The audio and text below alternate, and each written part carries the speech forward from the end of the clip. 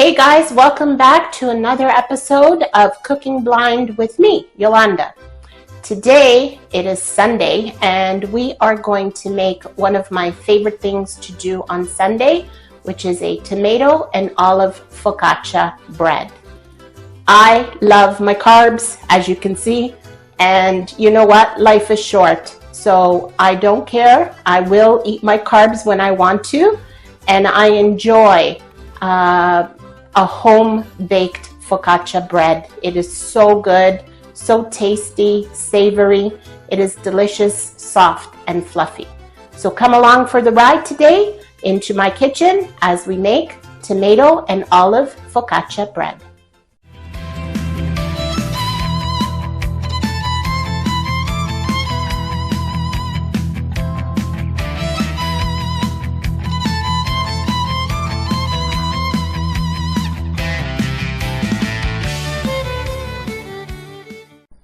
Before we get started, please help me grow my channel. We are just a few short of 100, and that is my goal, to get to 100 by the end of the month. So please smash that subscribe button and please share this with all of your friends and family. Help me grow my channel. Also, hit that notification bell for any future episodes coming your way. And please give me a thumbs up if you like this video and if you're going to try this recipe in your kitchens. So get your aprons on and let's go. So to start, you will need a very large bowl. This will facilitate you in mixing the dough. And what I have here is I'm going to start with all my dry ingredients. So now everything is by weight. I have 450 grams of flour, all-purpose. And then I have 300 grams of semolina, whole wheat durum semolina, and you can find that at your local grocery store. Then I also have here about 12 grams of active dry yeast, and I will leave the recipe for you guys in the description box. And then I have about 3 teaspoons of sugar, and that is to get the yeast going. And lastly, I have about 3/4 of a tablespoon of salt. So we will give this a quick stir, and then we'll go ahead with our wet ingredients. So for our wet, I have, bear with me, I have to find everything. I have 450 grams of water. Oops. And then, hey cameraman, is this my oil? Okay. I've got about 30 grams of extra virgin olive oil. That's going in as well. Okay. And lastly, 1 large egg, and I've just slightly beaten it, and there we go. And so now we're just going to mix this through and get our dough going here. Okay, this is just about there, it's coming together. Okay, one last ingredient. What I have here is about 225 grams of boiled potato.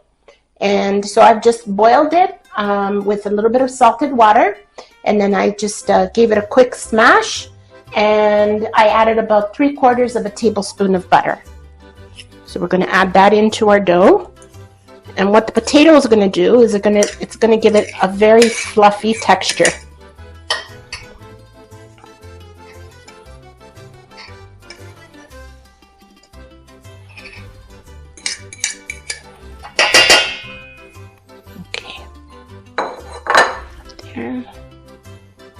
Alright, and we're going to continue mixing. So I've taken the liberty, I've put my dough ball on my floured board here. So with a little bit of flour. Sprinkle just a little bit of flour if you feel that it's sticking. And what we're going to do is we're going to knead it until it's very soft and elastic, and just bring in any flour, loose flour. Okay, so quarter turn, and bring it to you. And don't worry if you've got little pieces of potato, it's perfectly fine. Okay, we're almost there. As you can see, it's very soft and pliable. Just going to do a little more sprinkle of flour. It's starting to get a little sticky. Now, it doesn't have to be perfect because remember, we put that potato in there. So you're going to have little bumps, but that's okay. You will see, it'll come good. So, shape it into a nice ball. Take your frustrations out if you must. You can, okay, and we're going to put it, I have here, I washed the bowl and I've sprayed it with non-stick cooking spray. So we're just going to give it a gentle shape. And in it goes. Okay.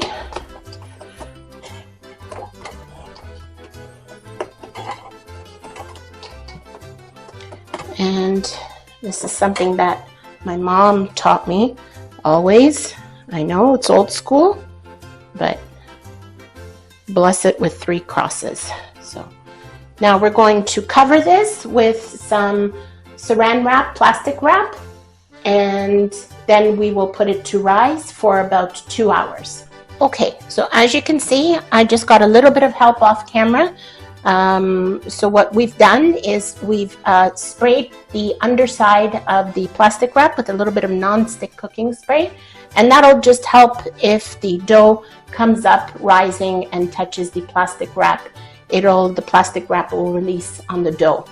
So we've got that done. What I'm going to do is I'm going to cover it with a kitchen tea towel. Okay, and what I have here in the oven is I have my little oven light on, and what that does is it radiates a little bit of heat. Okay, and we're going to put that in. We're not turning the oven on. It's just got the oven light on to radiate that little bit of warmth, and we're going to leave it. We're going to set a timer. Alexa, set a timer for dough rising 2 hours. Dough rising timer, 2 hours, starting now. And there we go. So we're going to wait the 2 hours, and while we're waiting, we're going to prepare our toppings. Okay guys, so what I have here is we're going to get our topping ready for our focaccia. So I have here, I just cut them in half, washed them and cut them in half. I have a pint of little grape tomatoes, okay, and to this I'm going to add 2 chopped green onions. So we're going to put that in. And then here I have a blend of spices, and I will put this in the description box as well, the recipe for the topping. But basically what it is 2 teaspoons of dried oregano, 2 teaspoons of dried basil, 2 teaspoons of roasted garlic and pepper seasoning, and 1 teaspoon of rosemary. So we're going to put that in as well. Okay.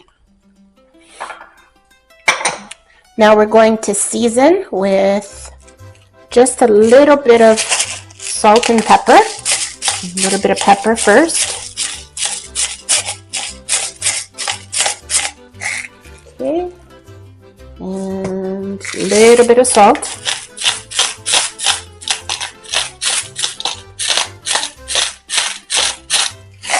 Okay. And then we're going to do, I would say, anywhere between 2 and 3 tablespoons of olive oil. Okay, that should be good. Oops. Okay, and then we're going to put about 2 or 3 tablespoons of balsamic glaze as well. Mix this up, and then we'll taste to make sure that the seasoning is correct. And if you need to adjust, you can adjust to your own preference. You don't have to exactly follow this dead on. Okay, And then we're also going to add about half a cup of, now I bought these at the olive bar. They're the pitted green olives, I believe. So the pit has been already removed. So we're going to add those in. Okay. And we just want to mix it and make it come nicely together. Now don't go crazy with the balsamic glaze either, because once we top our focaccia, we're going to be drizzling again with a little bit of olive oil and a little bit of balsamic glaze. Perfect. Okay, so we'll set that aside, and now we wait for our dough to be ready soon. Okay guys, our timer has gone off, so as you can see, look at that. It has risen. It is nice and fluffy and light. Okay, so what we're going to do is we're going to throw it in our pan. Now, my pan is a 19 by 13 by 2 inches deep, and you do want walls on your pan. So we're going to throw this in like so, and it comes right off. Okay. And we're going to spread it nicely all the way to the sides.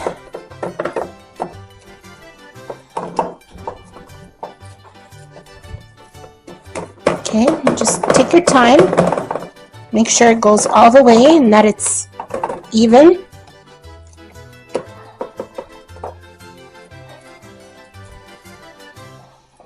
Okay, it spreads fairly easily. It's a very, very soft and pliable dough. You should not have any problems, and it should not be rebelling.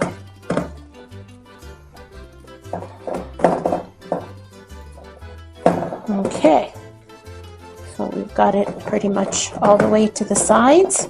Now, just run your hands like that smoothly on top, because what you want to make sure is that it's even. You don't have dough piled up on one side and one side is thin. So try to just like spread it out the best you can. Try to feel for the thickness of the dough. Okay. Like here it's a little bit too thick, so I'm trying to move it down because over here is a little bit thinner.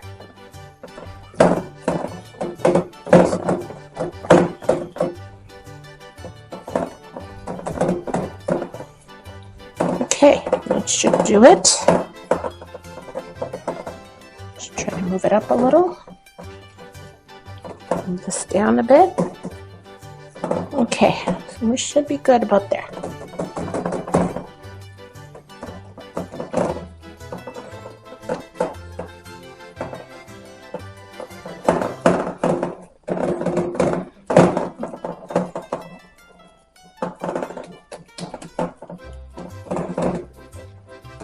Okay, that feels good. So now what I want to do is I just want to make little fingerprints, imprints. Okay, like little divots. And there we go. All right. Okay guys, so we have our tomato and olive topping ready. So we're just going to sprinkle this on top.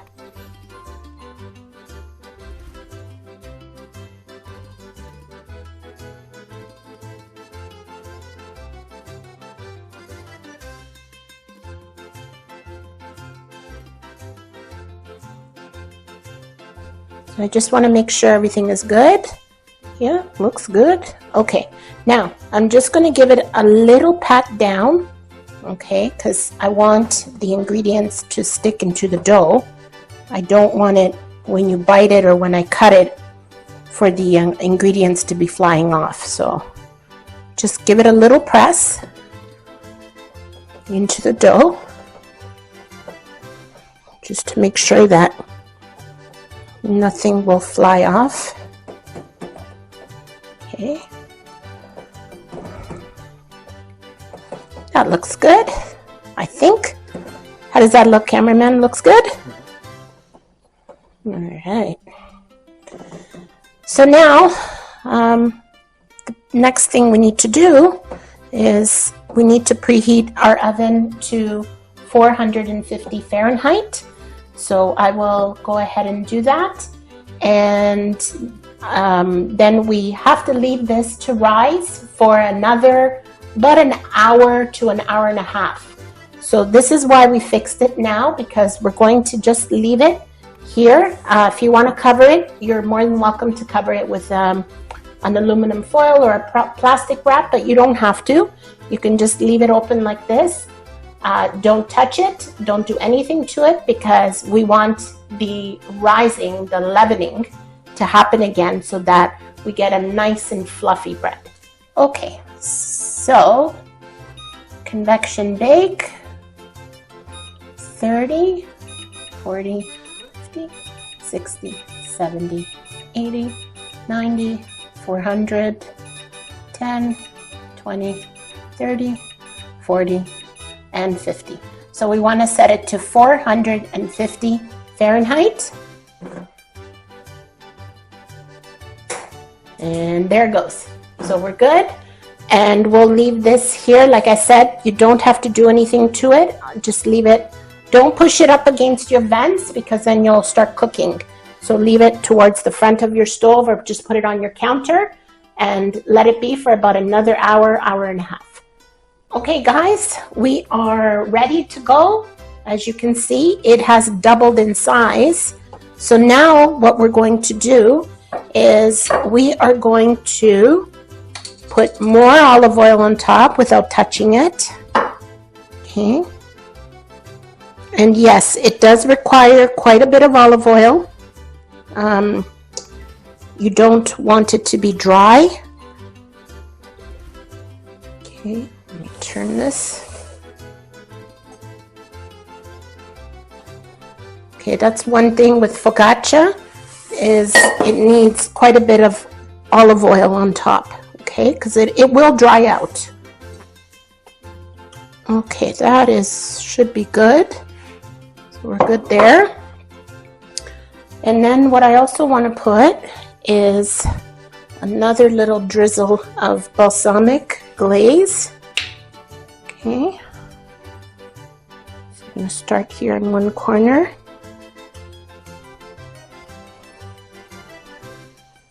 And as you can see, I'm just following the edge of the pan with my finger. Trying not to make a mess.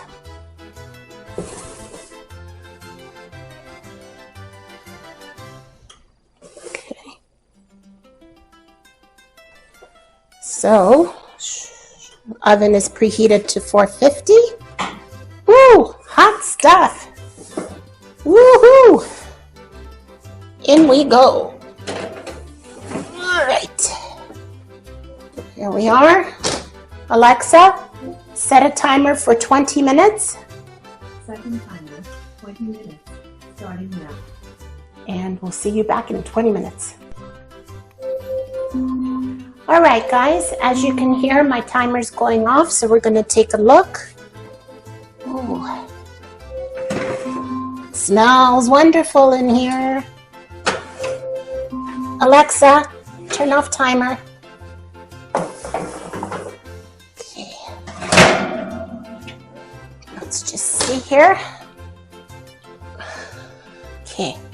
Cameraman, how's it looking? Looks good. Okay, I'm going to lift one of the corners. You have to tell me if it's cooked underneath.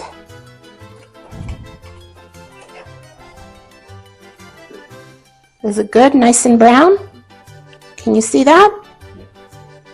It's good? All right. So we're just gonna let this cool off, folks, for just a little bit so I can touch it. And then we're going to cut into it. I wanna taste this because it smells amazing in here. Okay guys, we're all cooled down. I've got it on the cutting board and I am going to start digging into this baby. I'm just trying to cut a nice piece here. You can hear that crunch. There we are. I'll cut Nice piece here. Oh yeah. Can you hear that?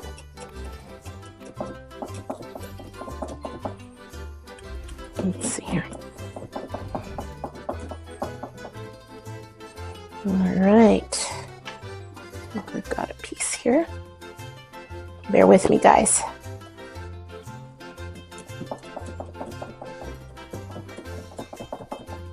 There we go. Look at that. Nice and fluffy. See that? Toppings.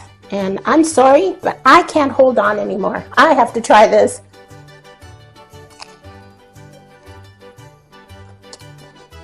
Oh my God. It is so soft, so fluffy. You guys have to try this. So, if you like this recipe, please also check out, I've done another recipe for my fennel seed ciambelle. That was quite a while ago. So go back and check that out, because this and fennel seed ciambelle is friggin' amazing. So get into your kitchens, try this herb, tomato, and olive focaccia, and I'll see you guys next time. Take care.